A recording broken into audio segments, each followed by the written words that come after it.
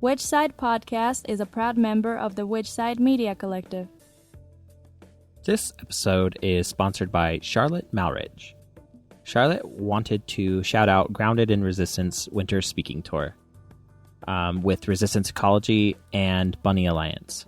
They'll be in 15 cities total. She'll be in the DC leg on January 2nd, so she hopes to see folks there. Many thanks, Charlotte. That same tour will be in Salt Lake on the 20th of December. Yes. So check him out. That's a total awesome thing to check out. And if you're in DC, make sure to say thank you, Charlotte. Fun fact about Charlotte, she is a previous guest on the show. So we'll link to that episode too. Back in April. So yeah, make sure you check out her episode. She's pretty fucking awesome. If you'd like to sponsor a show, all we ask from you is to donate at least $10. That's about how much it costs us to make each episode for you. So if you're interested, go to whichsidepodcast.com and click on the donate tab.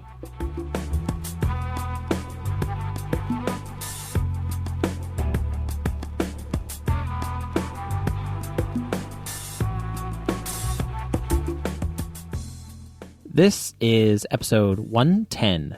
We talk with Nicoal Sheen from Greenpeace and NAALPO, which is the North American Animal Liberation Press Office. Yeah. It's one hell of an acronym. That's why it's easier to say NAALPO. NAALPO. Although I don't hear a lot of people say that. Maybe I just say that. I think you're the only one that says it. Hey, but most works. people just call it the press office. Yeah. At least that's how I refer to it. Well, yeah, that's how I refer to it as well, but there's a lot of different press offices when you're not talking with... It's true. But if they don't know that, then get the fuck out of my life because I don't give a shit about you. The Earth Liberation Press Office? You're an asshole. Oh, you got me. Okay. What news and events do we have going on this week? Well, didn't plan on that yet. You know what? I got an event, though, for you. We usually say this at the end of every episode. We're going to throw it at the front because it's so important. We need people to rate and review us on iTunes. I just found out that you have to have a credit card to have an iTunes account. I didn't know that. So sorry. But rating and review us helps us tremendously. And we get less than 1%. It's close to 1% of 1% of all of our listeners have gone in and rated and reviewed us. Mm-hmm. So that's a teeny fraction. Don't be a part of that teeny fraction. Be a part of the masses. Because isn't that what we all want? We want veganism to come to the masses. We want anarchism to come to the masses. This is a way of doing that. It sounds really cheesy, but it's true. Please do it. Thank you. Amen. Be sure to check out local anti-police demonstrations in your area. There's tons going on all over the world, and there's sure to be one next to you. If there isn't, then start one. Yeah, just do it. Get out there. Get out in the streets. It's an amazing thing to do. Enjoy the show. Which side are you on? Which side are you on? Which side are you on? Which side? Which side are you on? Which side are you on? Which side are you on? Which side are you on? Which side are you on?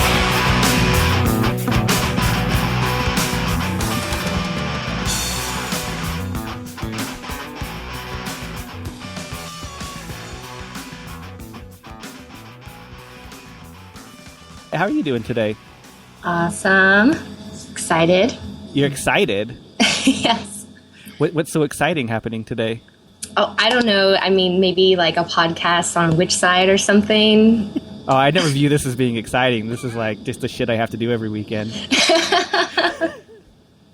It's pretty fun, That's though. awesome. No, that's great. It's a lot of fun. So what's your plans this weekend? Actually, nothing. I work full-time for Greenpeace, and Monday through Friday, I'm out there, doing activism 24/7, so it's kind of nice to introvert a bit. And I just ate some amazing gluten-free vegan French toast that my partner made for me, and just relaxing, hanging out, and talking to you all. So are you completely gluten-free? Yes, I am, actually. So is that because of celiacs, or is that for health choice? Well, I'm gluten intolerant, actually. Okay. Yeah. I couldn't do it. I'm sorry. It's okay. No, trust me. I miss, seitan and field roast and all that good stuff. But I had to do it. Actually, funny enough, we went to New York. That's where my partner's from, and we ate 3 bagels a day. It was lunch, breakfast, lunch, and dinner. And we were having this amazing vegan cream cheese with it. It was just incredible, and it definitely disagreed with me. And I found out that I was actually gluten intolerant by looking up my symptoms online. And so it was a very sad day, but at least I got kind of one last hurrah in, and ate as many bagels as I could humanly possible. So bagels are a good last hurrah. That is a good last hurrah. Was the cream cheese? Was it the house made cream cheeses a lot of those New York bagel places have? Yeah, it was. It's the chive and veggie vegan kosher cream cheese. It's amazing. God, it is so good. It's one of the things I crave every time I go to New York. Yeah, and you just want to rub it on your face. You're just Now I have to fly there just for goddamn cream cheese. That'd be For sure. quite expensive cream cheese, but yeah, a large carbon footprint there. I'm vegan. It doesn't. That's fine, right? Right. Yeah. I do my part. What the hell? that resets everything else. I drive a hybrid. I don't eat animals. I have the I have to proper drive a light hybrid bulbs. too. Fuck. No, that's what we usually get as one of the I do my parts. Okay. Yeah, I drive a hybrid. I'm not contributing to the oil, complex industry. It's very interesting when people kind of will try to justify some of their habits, and it's very interesting how people weigh things against each other, and don't look at the real impacts. Sometimes, especially with I don't know if you folks saw Cowspiracy when it came out. Oh yeah. Working for Greenpeace is a very interesting kind of dichotomy there, and I think that we actually have responded slightly, actually in a few respects, to what we've been able to at least address through our blogs and through our Facebook. But hoping that my organization that I love and I've worked for almost 5 years will start to step up to the plate on that issue, because it's obviously something that's close to my heart. So, but it's just really interesting. People will be like, well, I drive a hybrid. And we're like, well, actually transportation doesn't actually contribute to most of the carbon emissions for climate change. As we know, factory farming is the number one, plus methane is 20 plus times more harmful. So that's just funny that you bring that up, I love having the conversation of electric isn't solving it either, because electricity is still produced in large part by coal, which still, you have to factor that into the equation as well. Oh, definitely. Yeah. Every time we plug something in and turn on the lights, unfortunately, it's not powered mostly by renewable energy. It's still being powered by coal. But it's clean coal, guys. We put the scrubbers on, it filters things. Not the fact that 34,000 Americans alone, not to mention the whole rest of the world that's being poisoned by coal, for places like China, die every single year due to coal ash pollution. So, no, it's clean, but wind turbines and windmills kill more birds. So we should be wary of that, right? So, yeah. We should just use coal instead. Yeah, Exactly. It's obviously a cleaner alternative. It's clean. It comes from clean. the ground. It's fine. It says it right in there. Plants come from the ground too. We need to do a better job in animal rights of relabeling things. Because they do a great job at this. They got humane meat. Why can't we just relabel things a little bit better? Humane coal. Humane coal. Yeah. It's only Humane mining. It's only 34,000, people that die. Not to mention all the impacts of mining and mountaintop removal and all the habitats. No one ever factors, the where it came from and what happened before it was burnt. Because obviously, after it's burnt, the emissions that it puts into the atmosphere is very toxic for every life on planet, But it's the same thing with nuclear power. I was talking to somebody actually yesterday about how they're like, well, it's actually a cleaner source of energy than, looking at fossil fuels or coal. And he said, well, look at the folks that are mining uranium. They get pulmonary diseases and cancer from mining this, and they're breathing in actually like toxic fumes, like toxic dust, like plumes of uranium. So why don't you talk to the folks that are mining that in places like Africa, whether or not it's a clean energy? It's just people don't think of the production of it and like mining it first before then even utilizing it as an energy source and the impacts it has on every being on life, so every being on planet. So a fun fact about uranium mines: when I was 16, I spent an entire summer playing in an abandoned uranium mine before I realized, yeah, that's probably not a smart thing to be doing. Oh my gosh. Yeah, no, not at all. Is this just a joke, or where was this? Oh, no, this is real. Oh, yeah. Oh, okay. Yeah, no. We have several abandoned uranium mines in southern Utah, and it's where they got a lot of the uranium for, the original bombs that we dropped on in Japan. So, yeah. Quite a history there. I spent a week trying to remove a no smoking sign that was 8 feet tall by 22 feet long, because I had this idea when I was 16 that I'll put this in my house when I'm older sometime, not realizing I'll never live in a house that big. A giant no smoking sign. A giant no smoking. 16, like hardcore straight edge. I'm like, fuck yeah. Makes sense. Nothing screams, I'm like level 5 straight edge than that giant no smoking sign. It does. Yeah. It's, I never got it off. I couldn't ever quite figure out how to do that. So you also volunteer for the press office, is that right? Yes, that's correct. I'm a press officer. Mm-hmm. So do you find it difficult to have I think the ideologies are slightly different between Greenpeace and the press office? Yes, in many ways, but in other ways it's not. So it's interesting because actually when I first started working for Greenpeace and being part of more kind of a radical part of the animal rights movement, and obviously abolitionism, and talking about like direct action in ways that would obviously inflict economic sabotage or whereas Greenpeace, where our direct actions we consider labeled to be nonviolent. And I think very much in the same way that the animal liberation functions, Animal Liberation Front, or even others that take into consideration not harming or hurting other living beings, but like looking at like objects as obviously being inanimate and not having the ability to feel, or the impact of economic sabotage and how it's been so effective utilized in the animal rights or animal liberation movement. I consider that to be nonviolent. I don't think that smashing a computer that is storing the files of the tortured animals and the records that they have over the years, or same with the fur industry and destroying breeding records, which Rod Coronado and some of those folks back in, a long time ago, well, not a long time ago, but it seems like that, a few decades. Me feel old.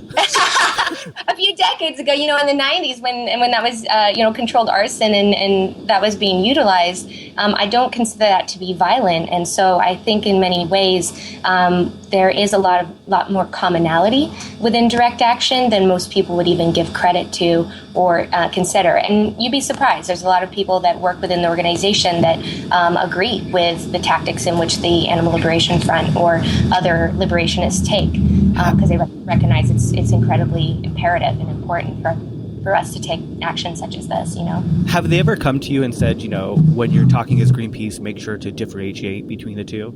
No, actually, no, not at all. Okay. Actually, most, like I said, most people that I work in and around out of my office are very supportive and think it's pretty awesome what we do here at the press office. So I've gotten nothing but support.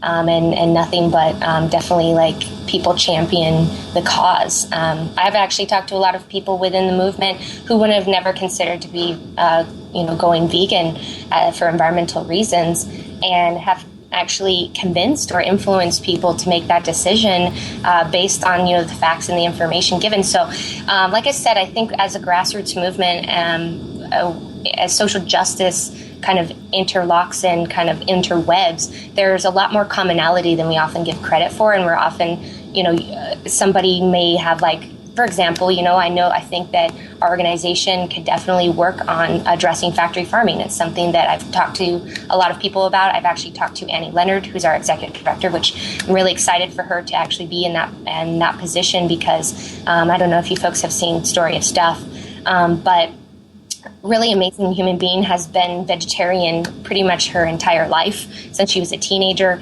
So she recognizes the importance of not contributing to factory farming. Actually, in a speech, said that she believes everybody should adopt, a plant-based diet. So that's a huge stride within our organization in addressing this issue. And I think that there are a lot of people within the organization who are vegetarian or vegan recognize that we need to step up.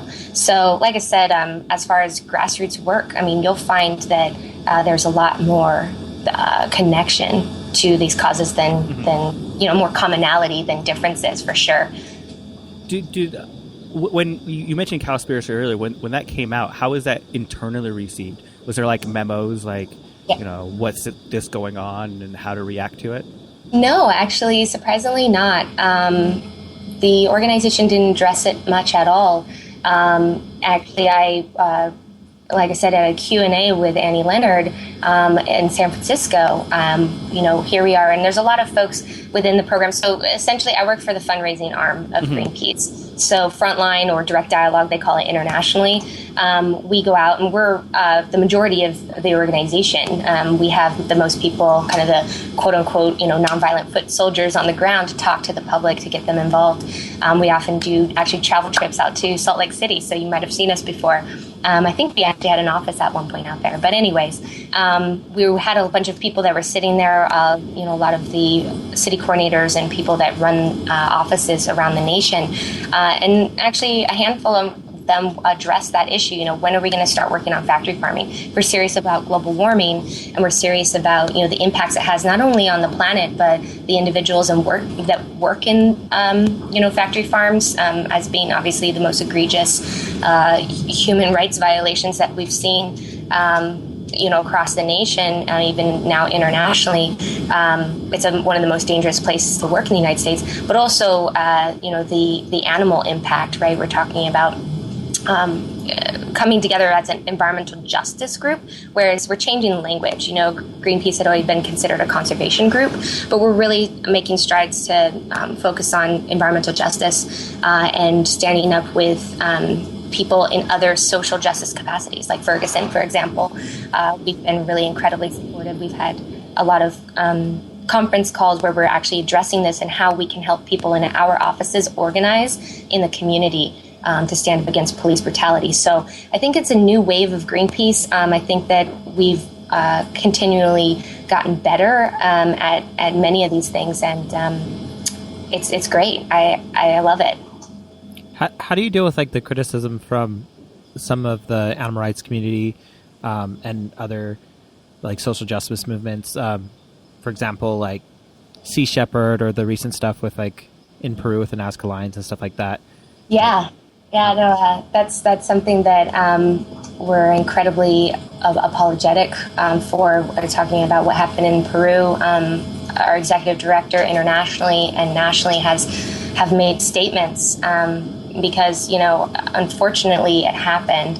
And what we can do about it is just let folks know that we are investigating why people didn't wear the appropriate protection, and what was the thought behind this. And obviously those people that participate in the action are very remorseful and very sorry.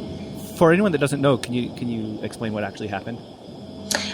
So there was an action. There was a climate summit, and some of our activists went out to do a banner kind of display and walked across the Nazca lines, which are incredibly a holy site to many of the indigenous peoples within Peru, and the stand was disrupted. And so a lot of people are clearly upset about that, which I understand, and the organization does as well.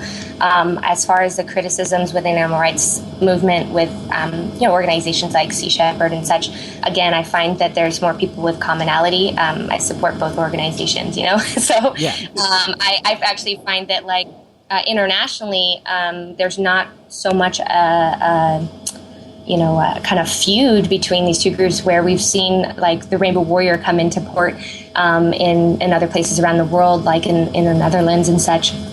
And, Sea Shepherd supporters and Greenpeace supporters and Greenpeace, flagship crew members, as well as Greenpeace flagship crew members, were hanging out together, eating, a good vegan lunch together, and totally. Chatting. So, I find that oftentimes this kind of internal feuds or drama or anything like that actually deters us away from the real issue, which is, protecting our oceans, saving the whales, working on stopping deforestation, those types of things. So, like I said, I find that people are so much more connected, and I hope that continues to be the case, because the animals and the earth need us to, fighting together. We may not always have the same tactics or the way in which we go about doing things, but we need all spokes in the wheel to make the wheel turn.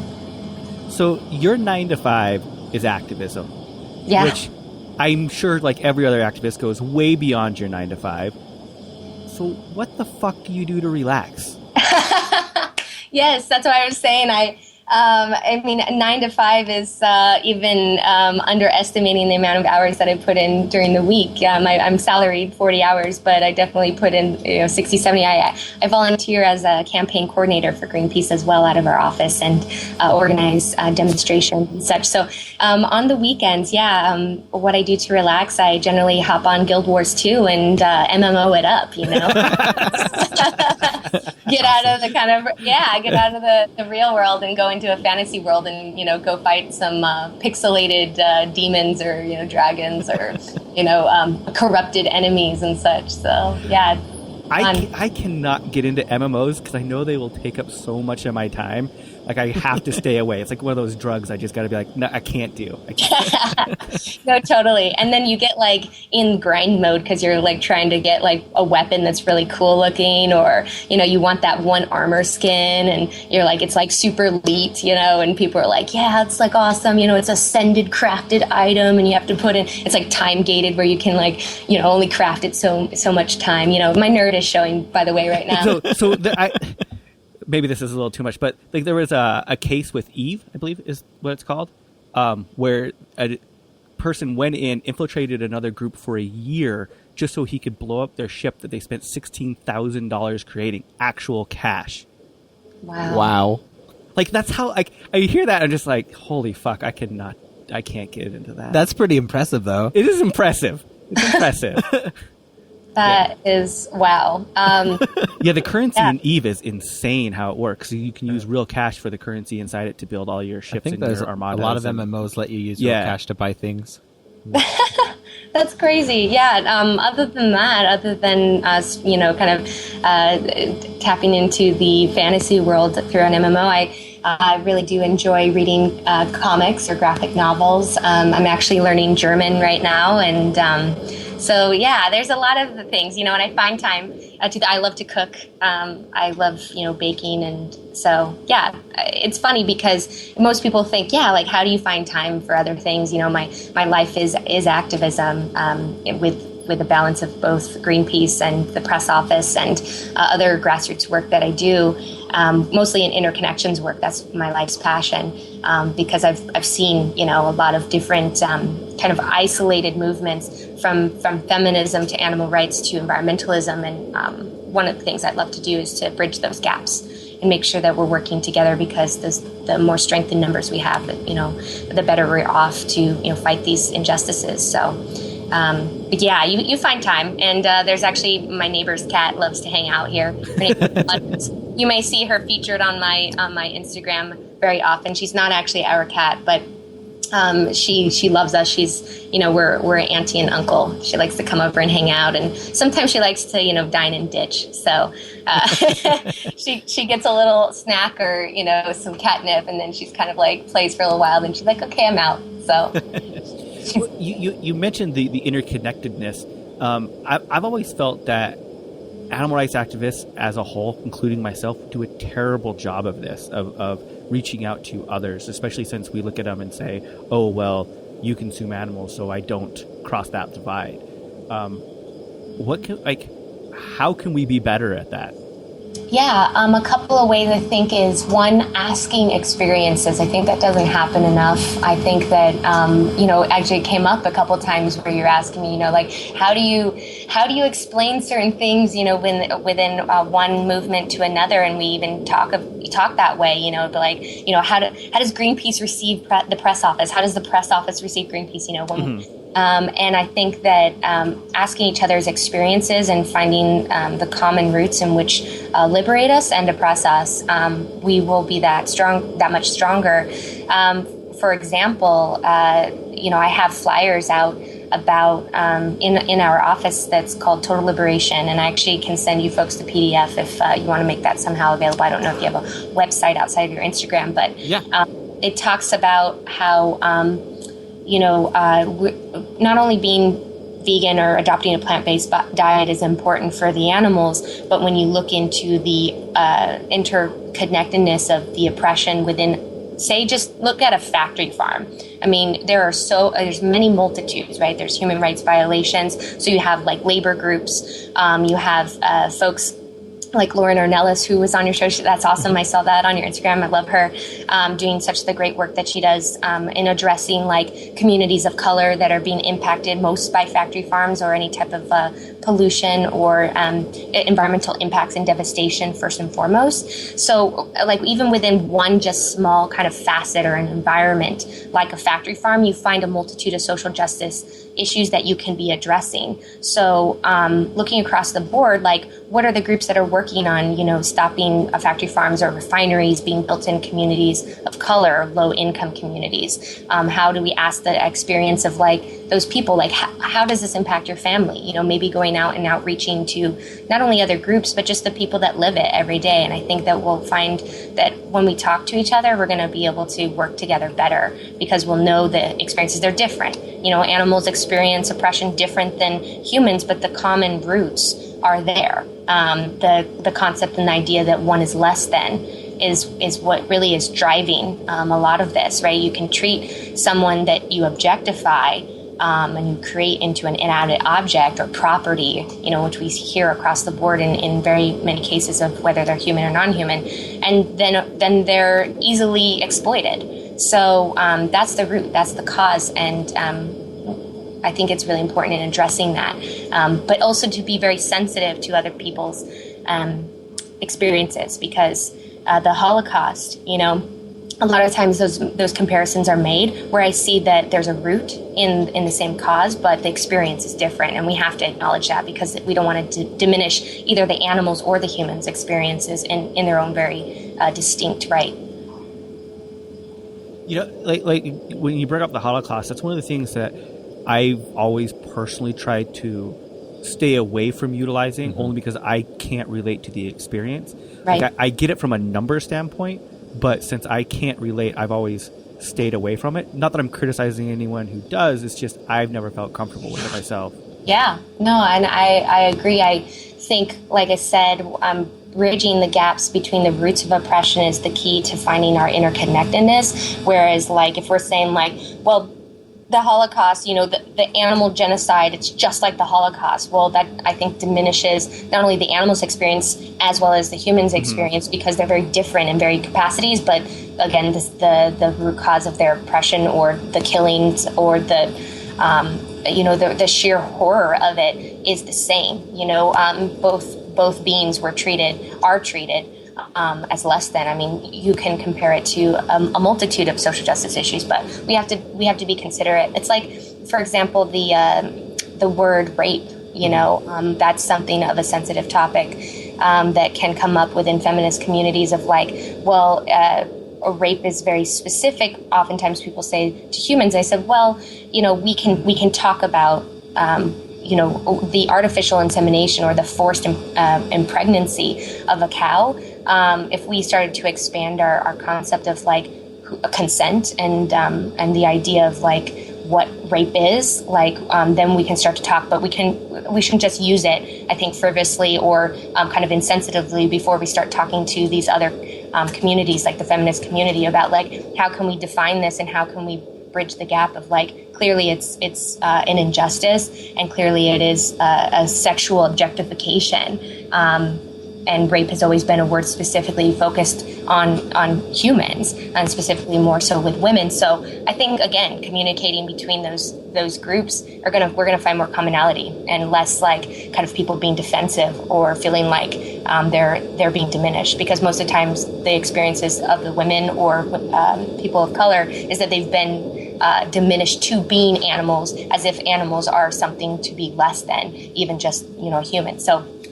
It's a very interesting and I think fine line, but it's important for us to discuss it because we obviously, as total liberationists for all social justice causes, we have to start talking about these really hard topics to find commonality so that we can win.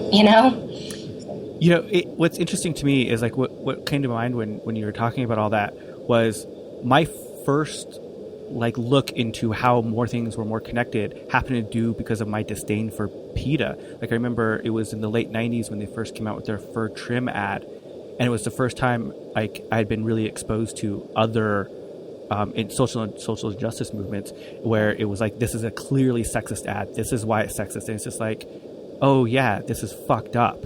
Like we shouldn't be doing this. I don't know if you folks saw the new release of the advertisement they put out in the UK. It was a anti-dairy ad. Did you see it by chance? I'm not sure. Nothing's ringing a bell. Okay, so it was a woman who kind of had her mouth open, looking surprised, with clearly some white-looking substance kind of sprayed all over her face, possibly milk, possibly semen, who knows what. But it basically said, like, on the bottom, I can't remember what the specific ad said, I could actually look it up, but at the bottom it said, don't swallow, like say no to dairy or something to that effect. And it was just a complete sexual objectification of women and using women, again, as another form of advertising for a particular product or belief or ideology. And it's just disgusting. I think that the shock value, that's what they're going for, and that's what they want people to start talking about. But it's a disgrace, I mean, I think, personally, to the organization that has a history of doing really amazing things, and now they're basically belittling the cause to, like, using shock value to make people pay attention, or naked people. They had a billboard once with like a naked person with like a bunny, and then it said their name and didn't even have like a particular like message or, and I understand that like many of the people that are modeling nude in these advertisements, it's their choice, but they have to think of the choice and how it impacts other people, other, like, especially young girls, of like, what is beauty standards, what should a body look like. Well, there's a lot of body shaming too. Oh yeah, totally. Well, and I've talked to a lot of the activists that have done, the I'd rather go naked than wear fur campaigns, and they're sold this idea of not really knowing what they're doing. Like, they're very young, new activists, usually, in the scene less than a year. And I'm not going to say that there's obviously others, but, it seems like they very pick and choose who they can utilize in their campaigns very carefully. Right, and one of the responses that I got, a very robotic response once, when actually it was in Utah. It was at the ethics conference that some folks organized out there in Provo, and I asked a representative of PETA that spoke about how they justified the objectification of women's bodies to stop the objectification of animals' bodies, and that doesn't it seem contrary to what we're advocating here? And he's basically said that it was their choice to that we are. What did he say? He said it was like we are an advocate of women's issues, and we don't think that we should strip the right of a woman to show her body, and utilize her body the way in which she chooses. It was essentially that was the framework of the argument, and it was like it was kind of like even just like so scripted, and I thought that was really interesting because when you look at PETA ads where women are nude or where women are sexually objectified, especially like when you're looking at women of color in their advertisements, they're often crammed in small spaces or they're animalized in a way where like they're erotic, right? They become that fierce, like ferocious woman of color that's like hypersexualized, and then there's other obviously forms of body shaming, as you mentioned. The Whales billboards that was so controversy, telling people to go vegan, to essentially like go on a diet and cut the fat, which is complete body shaming, and I think despicable, and drives people away more from our cause than helps it. So, yeah. Not to mention, I'm living proof you can be overweight and vegan.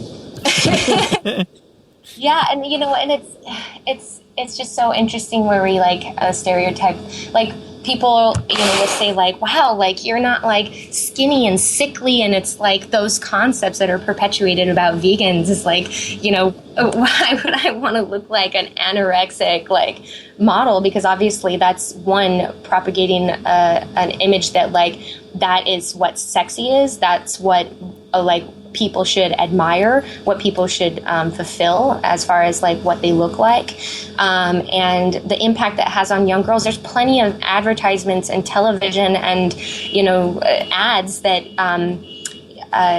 propagate this message. Why are we as a social justice or even just if we identify as animal rights or animal liberation propagating the same injustice when it's all around us already? Like, why would we participate in something like that? And so that's my question, to organizations like PETA that utilize that is like, why would you want to participate in a mainstream concept? And I think their response would be is that sex sells, and that you want to make veganism sexy. You gotta appeal to the mainstream public about how they feel about things. And I think that's wrong. And I don't think we should be utilizing that tactic or that messaging. No press is bad press. Yeah, it's that mentality that they have. Yeah, no press is bad press. Right. And I don't know where, I don't exactly know where that transition, like, where they went wrong, because like you look at like past, advertisements from PETA, promoting, do you support the ALF? And then it had like the little ad with like all the animals that were saying yes, or like more of a kind of radical concept of animal liberation, where now I wouldn't even consider them animal welfare. Yeah. Totally. They're completely dissipated and they're not carrying out what they could be with the influence and the amount of money that they have. They could be doing so much more for animals and people. I have to admit that like in the early or mid 90s, I fell trapped to that, and I was one of those that was sold the idea of being vegan will make you sexy and make you skinny, and you don't have to worry about it. And I look back on it, and like I feel so much shame for like some of the things I said, like interviews on radio stations and back in the day. But yeah. I'm living proof you can change. Like you can really, you can get out of that. Yeah, no, and I agree. I mean, when I first started activism, when I founded my grassroots group on campus over at Cal State Long Beach, the very first project that we worked on here in California was Prop 2. And an HSUS representative, along with PETA 2 representative, had talked to me and a couple other people that were working on a few like why veganism pamphlets. Were handing out information to students and said like, hey, you should gather petitions for Prop 2 and advocate folks to vote in favor of stopping animal cruelty. And I didn't see it the way that I see it obviously now. It was like, it it was a breadcrumb to kind of the bigger picture, where we're basically saying that like we should make animals more comfortable before they're slaughtered, and the idea of like basically working alongside with the factory farm tycoons and our opposition. And obviously now, as years have gone by, and I've organized for I was organizing since I was 18, so almost a decade of organizing. I see articles, that I talk to people in Cal State Long Beach, our 49er newspaper, where I said, I was talking about Prop 2 and how I was going to stop animal cruelty, and how, I was advocating for people to vote for it. And obviously I have changed in much respects of my position on that. And so it's a learning experience, I think. We often make mistakes. We're only, earthlings on this planet, and we're not perfect. And I think that if we at least learn from those mistakes and grow and evolve that in our ideology, then we can say that we're better people for it. So you said you started organizing when you were 18. What's your origin of activism and veganism? Punk rock, actually. Anti-authoritarianism, aka anarchism. I went vegetarian when I was 16 in high school, learning about anti-vivisection causes. Listening to Flecks of Pink Indians and Crass, and all of the kind of anarcho punk bands that I was influenced by, and learning about my first actually.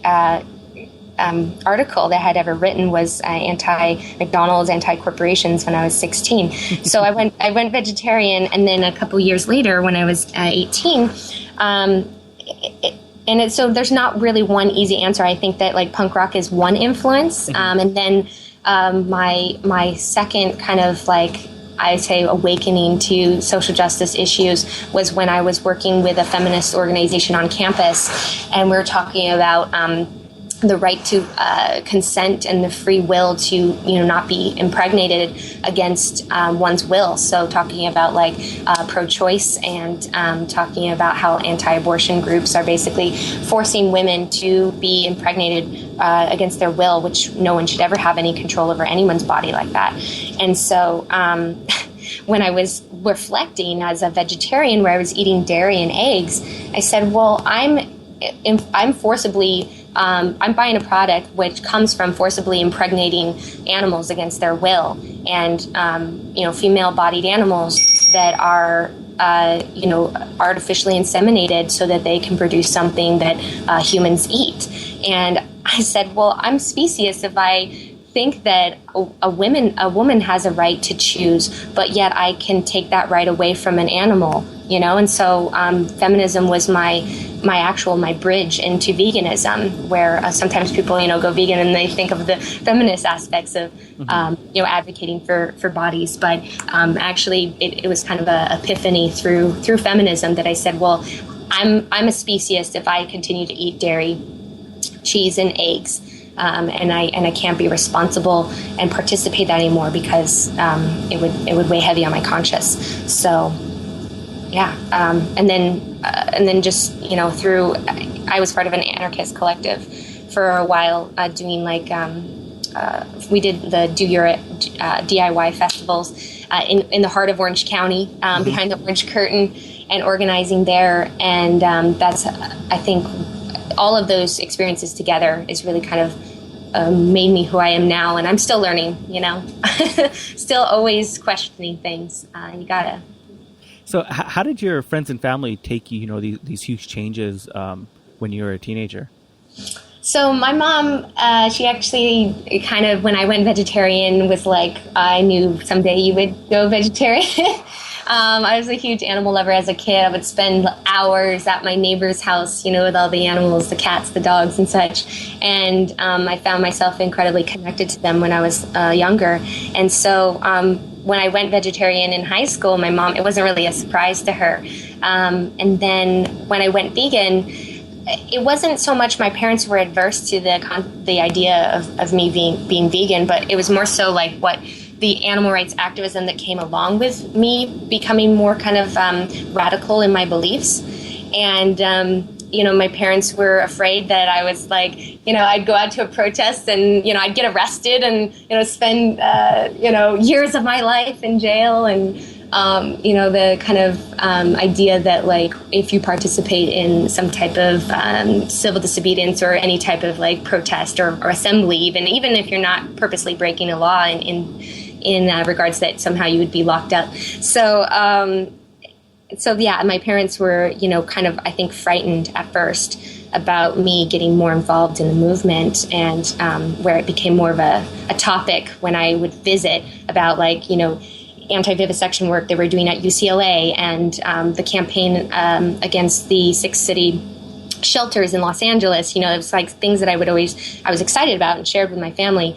And they now they completely respect what I do, and they are proud of me for working for an organization like Greenpeace as my full-time job, and they're amazing. They've been so incredibly supportive. I love my parents, and they've just recognized that, like, it's not a phase, and it's not something that I was like just going through, and that I was gonna be different. But this is my lifestyle, and they definitely respect that. I think a lot of parents think that it's just a phase that kids are going through. Mine definitely, it took them a couple of years before they're just like, yeah, it's not a phase anymore, I don't think. Yeah. I remember my conversation. I don't know if you remember, it would have been like 2000, there was the huge national protest that Shark organized in New Jersey. When I flew back to Salt Lake, my mom picked me up from the airport, and we were driving in the car, just kind of silently sitting there, and she's like, this whole veganism thing, it's not a phase. I'm like, Mom, I've been vegan for like 9 years. Right? That's awesome. Yeah, no, I'll be coming up on my 9th year in January, actually. So, awesome. Yeah, no, it's very interesting. And now my parents, they are adopting, like, new ways of eating themselves. My mom loves almond milk, and she was always very sensitive to milk originally anyway, and so she didn't drink much of it. She didn't do cereal, but now she has cereal every morning. She's got her almond milk. She's telling me all these different almond milks that she loves, and then they like veganese, and my mom likes it even better than regular mayonnaise because it is better, of course. Yeah. And it's interesting. Even my parents were talking to me the other day about my uncle. Unfortunately, was diagnosed with cancer, and I actually have a rich history on my mom's side of the family of cancer, unfortunately. And they were talking about, like, to my uncle about how he should adopt a plant-based diet, and how it would help him, because I've talked to my parents about how, it has helped people go into remission or completely beat cancer. And they were even advocating it to my uncle, who is doing okay. But I think that would definitely obviously really help him. So it's interesting how attitudes change as they start to see, like somebody they love and care about is doing it, and it's actually not like such a foreign concept, that it's actually, very easy and anyone could do it, and it does have its benefits. So you brought up food. So I've never talked to a vegan and not talked about food for a minute. And I love food. I love food, of course. We enjoy food so much more because we know that we are making choices that are cruelty-free in many respects. We obviously have to look at the labor issues and those types of things. But not to go all political on it. What about food? We can talk about food. Yeah. So you mentioned veganese. What's your take on the new Just Mayo as a comparison? I'm gonna lose some scene points here, but I have not tried Just Mayo yet. Interesting enough, I wasn't a huge mayonnaise eater when I was a meat mouth, but I only use it in certain things. I don't my partner. He loves to dip his tater tots in veganese, which I'm like, oh, it's gross. No, it's fucking amazing. I'm right there. No. No, I'm a barbecue or a mustard kind of gal. That's for sure. Hated mayonnaise before I was vegan. Like, full on hated it. Me too, yeah. And then I went vegan, and the only thing that was available at the time was mayonnaise. Yeah. Which is disgusting. Like, Yes. I'll just say that. Like, it's total. I found it the other day for sale, and I was blown away. I'm like, how the hell? But anyways. My partner wanted to try it the other day, and I was like, absolutely not. No. No. Yeah, no. But then it's kind of like it's like Eden soy. You're like, no, why are you still on the market? Like, this is not good soy milk. Exactly. But when I had veganese for the first time, I was like, what? This is my life's been missing. Like, it was like a completion almost. Yeah. Yeah. But yeah, just mayo. I mean, what's your? Are you? You should canvas me into trying it if you like it, or one way or another. Like, do you like it? I do. It's a little less sweet. It's a little more tangy. A little more tangy, Mm-hmm. and so it would be good for things that are more mayonnaise like maybe a egg salad. Yeah, I kind or of something view like it that. as I a don't difference know. between like how mayonnaise and Miracle Whip are slightly different. Yeah, maybe. Yeah, Okay. That's kind Is of it how more- I do it. Is it like more like Miracle Whip, or is it? I would say probably veganese is more like Miracle Yeah, Whip. veganese would be the more sweeter Not one. that I really ever ate Miracle Whip. This is just how bad. the name, you're like, Yeah. what is with that? Nothing to compare it with. I'm the type of vegan that I'll keep both in my fridge, depending what I'm going to have. Mm-hmm. So if I'm having like a tofurkey sandwich, it's going to go with the veganese. If I am going to be using it for like tater tots, it's probably going to be the just mayo. Or if I'm going to be like a pasta salad that I need the mayo, it's going to be the just mayo probably. Yeah, no, I haven't tried it. And now I feel like I should run to Lazy Acres, which is a store here in Long Beach, and get it because I've seen it there. You know what? If we're on the topic of food, okay, like the new field roast cheese, I have not tried it yet, and everyone, oh my god, everyone is raving about it, and I haven't gotten my hands on it yet. There's two things I haven't tried. That's one of them, and I haven't tried the new coconut whipped cream. Oh, I've seen that too. Oh my god, that looks amazing. Although I've made coconut whipped cream. Yeah, so. that's where I'm at. That's kind of like, Yeah. I'm like, I make it, it's okay. It's not like amazing. It's not like Hip Whip, because Hip Whip was fucking hip. Yeah. Right? What the hell is Hip Whip? Oh my god. It's like in a can. No, Hip Whip was like Cool Whip, and they had it in a vanilla and a chocolate, and it was whipped cream. It was amazing. It was made by the same company that made the Unturkey. Okay. Is this like specific to Utah? Because I've No, never. No, they went out of business like 5 years ago, okay. 6 years ago. Unturkey was weird. It had a skin on it. Yeah, it was amazing. Yeah, I interesting enough, I didn't start eating like things that were like in place of other things, until like a few years into being vegan. Like I actually, like when I first went vegan, like it was like stir fries all the time, tofu stir fries. I didn't do a lot of mock meats and stuff. And now being gluten intolerant, although Beyond Meat, I just want to like shout Beyond Meat out. They're amazing. And I hope they continue to like be in business for as long as I live, because Beyond Meat has like saved like my life as far as like people are like, oh, I'm sorry, you can't have this mock chicken because it has it's got gluten in it. I'm like, oh. And so now it's like people are using Beyond Meat, and they're like, you can have it. I'm like, yes.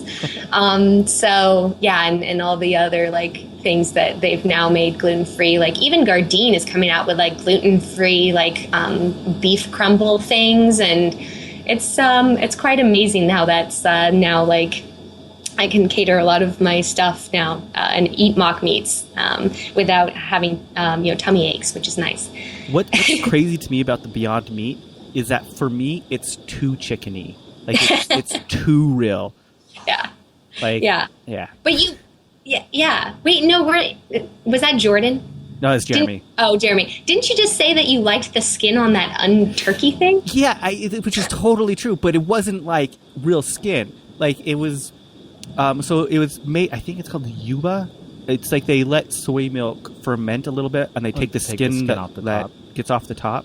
Ah, okay. And it's really sweet and crunchy, and it was just really, really good, but didn't like taste or act like that I would remember the skin of a chicken actually taking, or a turkey actually tasting.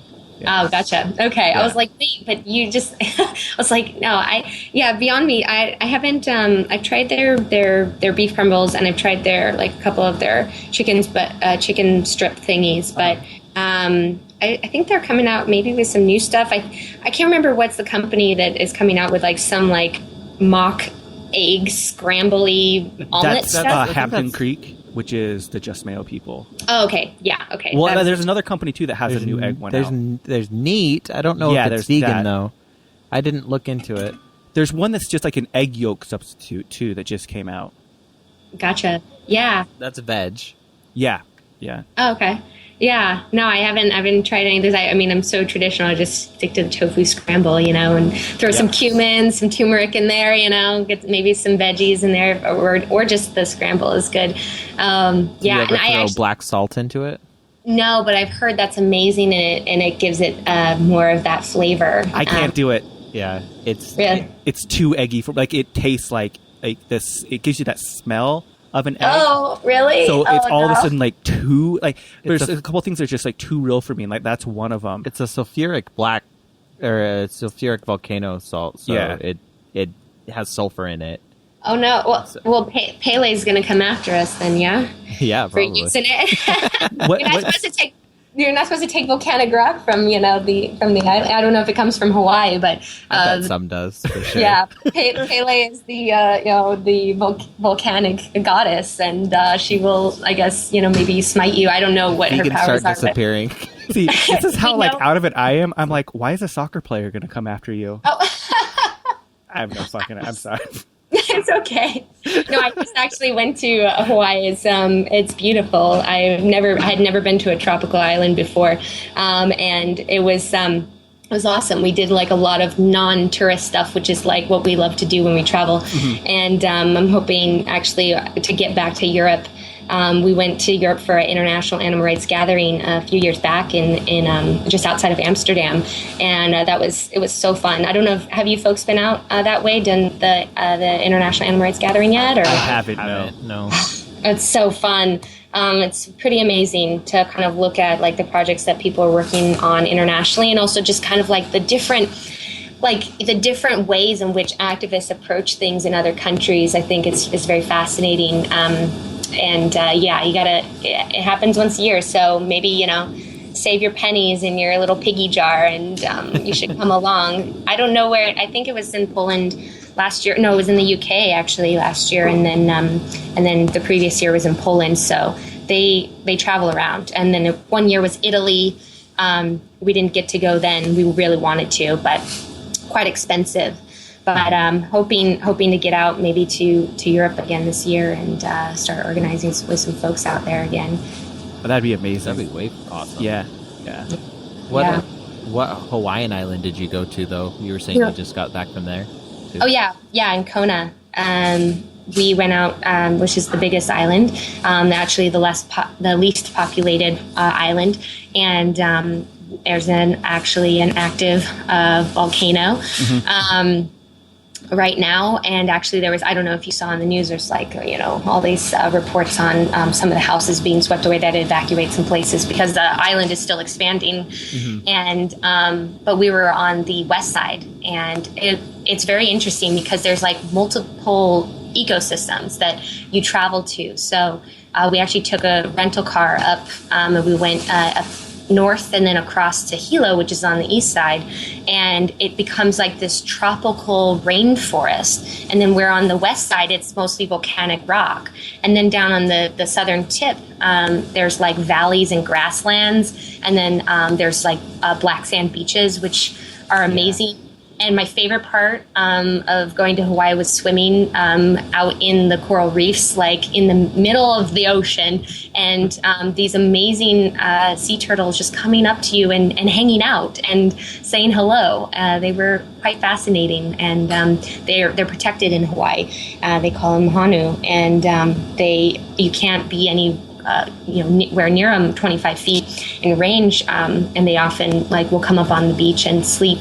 They have these little protected areas where people can't go in. You can see them from a distance, but when we were snorkeling, we saw all these amazing colorful fish and these cauliflower cauliflower reef, and this, the sea turtle just does whatever they want. They're at you're in their home, and they just would come up and like swim next to us, underneath us, and kind of stick their little heads up, to breathe and then dive back down again. It was a magical experience to be so close to such an incredible being that has, it's so fascinating. I love animals. They're so much better than us. No, I've only been to Oahu, but I've always wanted to go to Kona. But yeah, it's such an amazing experience. And I've been to Oahu twice, so I need to... Oh, look at you. I need to expand to different it's the first time ever traveling to a tropical... Because, I never... Like, I'm kind of a mountains, kind of forest kind of person, and I like to, go up to the rainy areas or... and I actually, funny enough, I have family out in Utah, so I travel... back and forth, not as much as I did when I was a kid, but, I don't think I could live in snow. I don't know how you folks do it, but I do love to visit the snow. So I never considered going down to a tropical island because I was like, well, it's not really kind of my forte, but I found myself falling in love with it, and it was just absolute like divine paradise. It was beautiful. And so what's your favorite mountain to go to? Well, I don't know any in specific as far as like naming like ranges and stuff. But when I went up to, one of my most favorite places that I visited recently, and funny enough, as a vegan, I had never been to Portland ever, which is weird, right? It's like, our Mecca, and, how I hadn't traveled yet, how weird. So when I went up to Portland, just kind of talking about traveling and going to a destination, I found myself like eating my way through the city. But it was just, I love the vibe there and the climate, and also Seattle, went outside of, and all these places I've actually traveled with Greenpeace for trainings and such. So I've been incredibly blessed in my job. The people that have provided me so many opportunities, plus they have some of the best training. If you ever want to like be a better like organizer, like go to a Greenpeace training. I'm serious. They are so organized. They're amazing. But the trainings that I've been up there, I would say like Portland, Seattle, just outside of that, you can like travel to a destination that's like maybe 15, 20 minutes outside of a city, and you're in the middle of a wilderness. It's beautiful. But yeah, in Utah, my family lives in Salem, so we're not too far from Provo, so we can see the mountains from there. I don't know what those mountains are called. My dad's told me a million times, so I don't remember. So right there, you have like the Wasatch Front. One of the biggest ones you're looking at is Mount Olympus right there. Yeah. Oh no, Mount Olympus is farther north. Sorry, Mount Timpanogos. Yeah. Oh yeah, Timpanogos. Yep, Mm-hmm. yep. Yeah. Yes, I remember. Thank you. Just jogged my. Thank you. You jogged my memory. Yeah, my dad had told me about those mountain ranges and kind of what they symbolized. I guess like indigenous populations that had like seen something in the mountains. Mm-hmm. It's so awesome. Yeah, it's actually, Utah is a very beautiful place, but I don't think I could withstand the snow. You folks are so brave. I've been there when it's snowing, and I'm only there for like, Christmas and for like, a few days. And I'm just like, oh, it's so nice, my grandparents used to go down to St. George when it snowed as they got older, and that's also a very beautiful place in Utah. You folks have some pretty amazing sights to see out there. It's awesome. I do love Utah. And it's becoming a vegan mecca itself. Yes, which I've heard. Yeah, that's awesome. That's good. Because most people don't think of that when they think of Utah. Yeah. Yeah, it still surprises me when I think about it, because I remember back in the day when I couldn't find soy milk anywhere. You got your $1 box soy milk, which was awesome. I still buy it out of habit sometimes. Gonna say like you like powdered soya or something. I remember looking for tofu, and all we could find in the Salt Lake Valley was silken tofu at one place.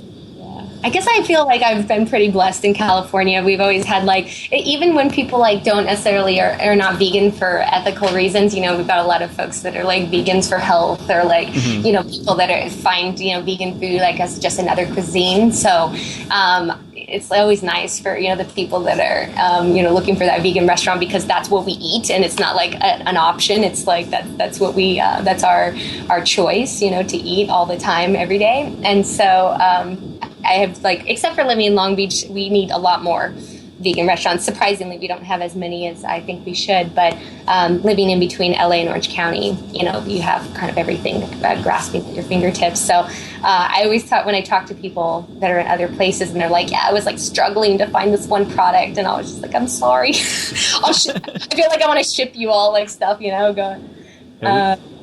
We have listeners in New Zealand, and they're writing in sometimes on just being like, shut up. We don't have anything, just shut up.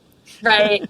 Oh my gosh. Yeah. About talking about another beautiful place. I've not been to New Zealand, but I had a friend that actually was had traveled out there for Greenpeace and worked out there for a year through the direct dialogue program. And it's so cool. They travel around in a van out there and go canvas in some remote areas in New Zealand and just get to see. And he actually went to go, again, my nerd is showing, he went to go see the Hobbiton. He saw like the little villages and where they filmed, you know, the Lord of the Rings. And I'm just like, that's so awesome. I would too. Yes. Yay. Speaking of The Hobbit, are you excited for the third installment? Yeah. It's coming. It's this month, isn't it? Yeah, it's coming up like next couple days. Wednesday. Well, at least I don't know. Sometimes there's different like times that comes out in different states, but here it's Wednesday, the 17th. Awesome. I'm more excited for when someone's going to take all three of them and edit it down into one proper movie without imaginary characters in it. Right. Oh yes. Yeah, no, I don't know. I just love I love the magic of like new. I don't know. I could just like spend, you know, hours watching movies like that. You know, I think people feel the same way about the Game of Thrones series, and I've read the first two books, and so but you know, you can't fit everything in, and also sometimes you have to extend things to make it a little bit more like theatrical in ways. You know, it's you got to have that love interest, you know, going on with Toriel. I know there's like people like, she's not in, you know, the books or the original cartoon, and I don't know. I like her, so I think she's a badass. So I am like, cool with her being in the film. So I don't know. I left the theater mad on the last Hobbit. Oh really? I just hated how it ended. I was like, oh fuck. Well, it's also like, I mean, I've read all of the Hunger Games series, and Mockingjay Part 1, oh my God, so amazing. It was better than the book, the first half of the book. And not saying as an avid reader and somebody who usually is like, oh, they should stick by the book. I find, I don't know if you watched the Hunger Games series or read the books. I just saw it last night. Yeah. But I've read all the books. What did you think of Part 1? I thought it was really good. I'm really into dystopian and like revolutionary type of novels, so like what, you as social justice activist into that? Right? Weird. Me too. I found myself tearing up a couple times when they're talking, like doing their speeches, you know, like, I'm like, oh yeah. I know, and I know, I completely agree. I actually, reading through the books, I had found myself like really loving Gale and like his radical politics. I'm just like, this human being's awesome. But you know, I don't want to spoil anything. We'll just leave it at there. But but I love how Part 1 ended. I think that was it was perfect way, you know, to kind of cut in the middle. I mean, I wish they would have just made a 6-hour movie and then we just get it out of the way. But because I'm dying to see it next year, but we have to wait a whole entire year. See, that made me mad that I have to wait a whole year, because like I get why they ended it. I won't give anything away. I get why that was their cut. Mm-hmm. Yeah, but just why? Like, but I think I'm okay with it because I know how it ends already. So I'm just totally like, it's like, all right, I can wait. See, like I'm more like antsy about Star Wars. I'm like, oh, I have to wait a year. Yeah, but how do you folks feel about that? I mean, like a lot of people are like, you know, I'm gonna go watch it, but I'm not sure. You know, like there's some. I don't know. I'm really excited about it. I know that it probably will be ruined by Disney, but you never know. You know, they did some good stuff with the comic book movies lately. So. No, that's true. That's totally true. And and it's J.J. Abrams, and he's quite incredible. I loved the new Star Trek films. I thought they were really good. And I'm a big fan of Benedict Cumberbatch. So he's really awesome. So you fell like head first into the whole alternate universe in Star Trek, like, oh no, it's okay, like it's okay to be different. Star Trek? Yeah, she's yeah. Yeah. Yeah, I mean, I thought it was awesome. I liked the kind of storyline of it, and I remember watching, with William Shatner when I was a kid. I didn't watch like the Battlestar Galactica or any of those, follow-ups. They're really good. Which I've heard, so I've got to make time to get it. And with all the shows between Doctor Who, which, by the way, major disappointment, season 8, if you're a big Whovian, but Doctor Who, Game of Thrones, and I want to get into American Horror Story because I find it so good.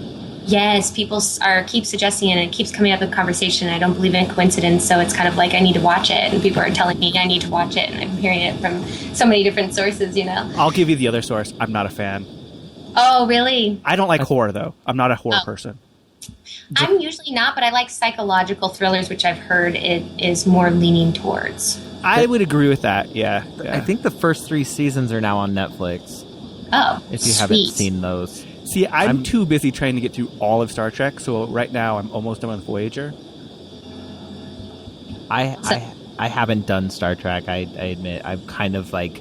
I can't get myself to get into it because of the feud of Trekkie fanboy thing. There's so I know much it's content. stupid. It's amazing. Like half of it is horrible and shitty, and then like a quarter of it is okay, and then a quarter of it is like really good.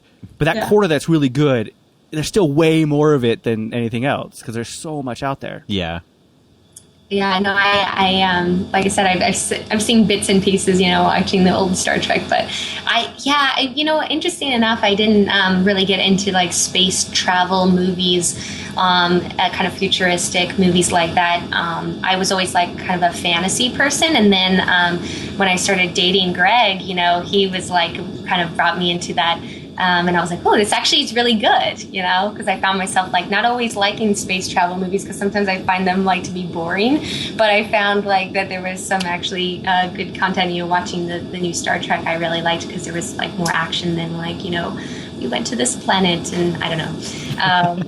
I'm also a huge fan of SG-1. Yeah, no, I'm not familiar with that. Stargate SG-1, man. I think I was the opposite. Like, Mari is totally into, like, Lord of the Rings, Harry Potter, Hobbit. She likes Dragon Age, those kind of video games. I was never into that. Like, I liked Harry Potter. I read those. But, we kind of, like, switched. Where I'm showing her all the Star Wars, and then she's showing me all the, like, Lord of the Rings and stuff like that. But I like them. Yeah, no, I'm right there with Mari. Then I'm a huge Harry Potter fan, like big Harry Potter fan. I've read like the books, like the series, like 3 times through. Like, I mean, I know probably people have read them more, but it's a long series. And I was one of those people that I didn't go to all the midnight showings, but a couple of them I did. My mom actually got me into Harry Potter when I was younger. I was like, no, I was like a teenager when she had started reading them because it actually came out when I was a little bit younger. But I hadn't got into it, and my mom had her customer was like, "Oh, you should read this," and she liked it, and she's like, "You should come see the first movie with me." And so I was like, "I don't know, this is for little kids, And I went and saw the movie with her. I was like, "Fine, we'll go." And she was like, I was like, "Oh my God, this is awesome! I love it!" And I started reading the books, and J.K. Rowling had just come out with the 4th book, and so I read all 4 like within like a couple of weeks, and I was like addicted. And from then I was like, I can't wait for the new book to come out. So I love, Harry Potter is a really good series. I didn't ever read the Lord of the Rings books. I remember seeing the cartoon of The Hobbit when I was a kid, but I really like what they've been doing in like introducing like these films and these this kind of genre. Same with Game of Thrones, or the Song of Ice and Fire. It's kind of like making a resurgence. It's awesome because I love imagination, and I think there's not enough of it in this world sometimes. I like to go outside of the real world sometimes. It's nice to think about it. And plus, most of the time fantasy and sci-fi is incredibly political, a lot of social commentary, which is also pretty cool. So. Yeah. Well, holy crap, we're like past an hour already. Oh, I didn't even notice. I'm just chatting away. I know, me too. It's awesome. No, we love it. So how can people get in contact with you, follow your work, and get involved? So I guess one obvious option would be going to the press office, and if folks have questions about what the press office does, or if they want to do an interview, I've done tons of interviews through blogs and such, and like over the phone interviews such as this. They can go to animalliberationpressoffice.org, and under contacts is my information. You'll see my picture there and my email. We just ask if folks call in that it would be media contacts to call us for any kind of things that they want to comment on a story. So if there's any other questions that people have, like people want to do an interview that are outside of the media, then just email me and I'll get in touch with people. And then that's actually really kind of the most pointed and directed way that they could get in contact with me. Well, we end every episode saying "fuck, shit, damn." Would you mind saying it for us this week? Fuck, shit, damn. Yeah. Awesome. Okay. Fuck, cool. shit, damn. Awesome. Well, thank you so much. It's been a lot of fun. No worries. Thank you. I appreciate you having me on the show. You guys have a great day. You too. You as well. Bye. Bye. This week you heard Soul Dredging by Future Rhythm Foundation. Right now you're listening to Broughton's Rules by Blunderbus. I don't know if that's how you say it, but whatevs. I would call it Blunderbuss. Blunderbus. But I like how you did that. And I said Broughton's Rules. We talked about iTunes at the beginning of the show, up front, but it's so important. Please, if you haven't done it yet, just go to iTunes, rate and review us. Steal anyone's phone if they have an iTunes account, rate and review us. It's free. Subscribe. It helps the show out tremendously. Be a part of the less than 1% that's actually helping the show and not just taking the free shit. And help us. If you haven't already added us as a friend on any of our social media sites, you should totally do that. We post a lot of stuff on there that we don't talk about on the show. We post there almost on a daily basis. So check us out. Be our friend. whichsidepodcast.com. Click on the social tab. We're friendly. Fuck, shit, damn. We need a social media intern to join our team. If interested in becoming activist famous or a level 5 vegan, hit us up on social media. Which Side Podcast is hosted and produced by Jordan Halliday and Jeremy Parkin of the Which Side Media Collective, with web design by Jordan Halliday and sound design by Jeremy Parkin. Booking by Mari Halliday. Theme music by Commandantes. Go to whichsidecollective.org to check out the other shows in the collective. As always, fuck, shit, damn.